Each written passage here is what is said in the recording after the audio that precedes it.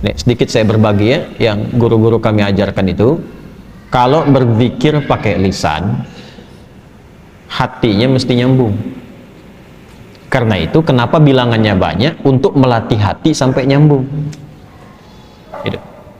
Makanya disebut zikir. Zikir itu nyambung, artinya ingat. Zikir itu ingat, diucapkan berkali-kali itu untuk menyentuh hati supaya ingat. Antum saya ingatkan, besok hari Senin ya. Ya. Besok hari Senin. Besok hari Senin. Besok Bu hari Senin. 4 kali saya ingatkan, nggak ingat juga. Itu kalau bahasa Jepang itu tong teingen namanya. Masa 33 kali nyebut nggak ingat juga?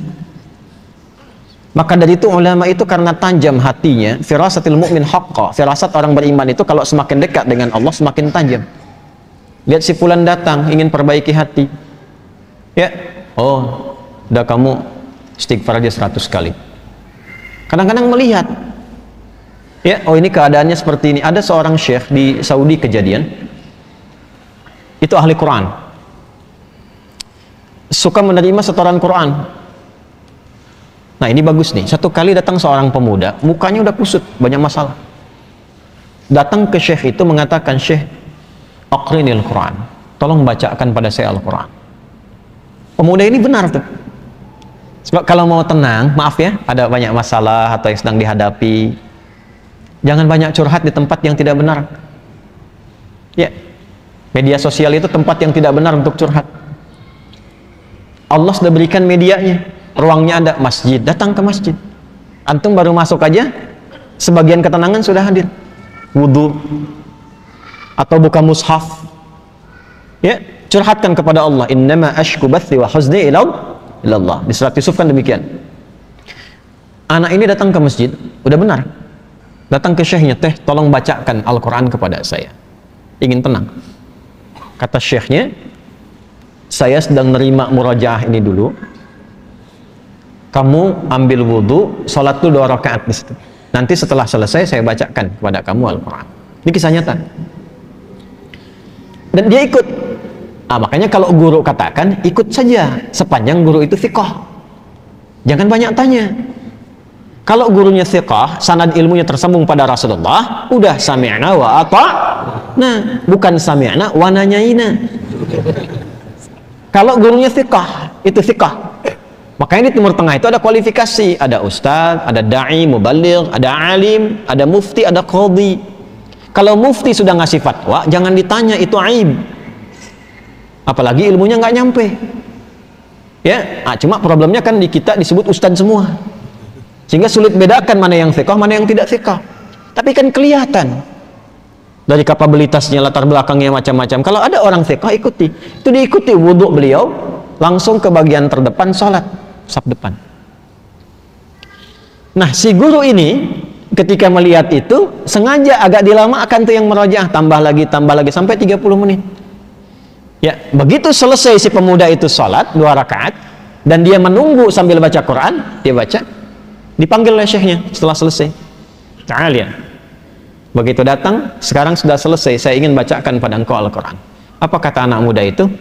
Sudah Syekh, saya sudah merasa enak sekarang, terima kasih katanya. Tidak jadi dibacakan Quran, langsung pulang. Muridnya penasaran, Syekh, apa yang terjadi? Perhatikan baik-baik, jaga kalimatnya ya. Perhatikan baik-baik. Saya melihat ketika dia datang, itu ruhnya sedang lapar.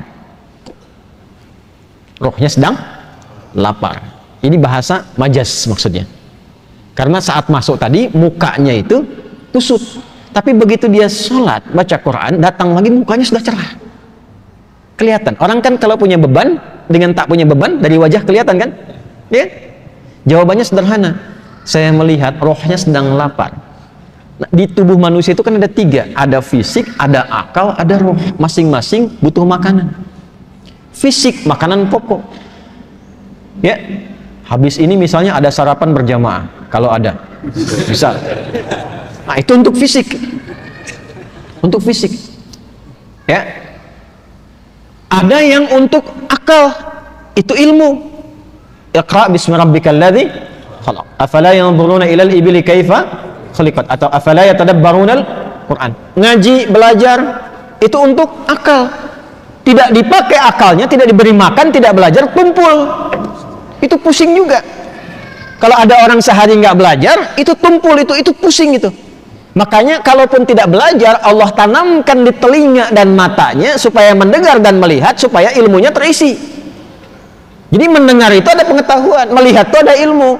Anak-anak jangan diperlihatkan yang tak penting, Bu, karena jadi ilmu awal untuk dia. Orang tua bicara kasar, terdengar anak ditiru karena ilmu dari situ. Yang pertama diberi itu pendengaran. Setelah itu tajam penglihatan. Apa yang dilihat, yang didengar, itu yang jadi ilmu. Nah, kita yang sudah baligh menyiapkan waktu ngaji seperti ini. Tapi kalau anak-anak tuh mendengar.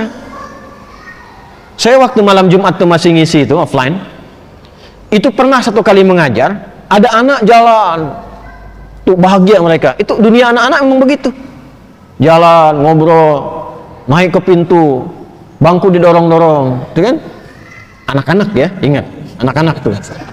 Itu dunianya nggak apa-apa, nggak apa-apa. Satu kali orang tuanya mungkin melihat, wah ini khawatir mengganggu ke yang lain. Bagus orang tuanya. Dibawa keluar. Begitu mau dibawa keluar, saya bilang tunggu sebentar. Tunggu.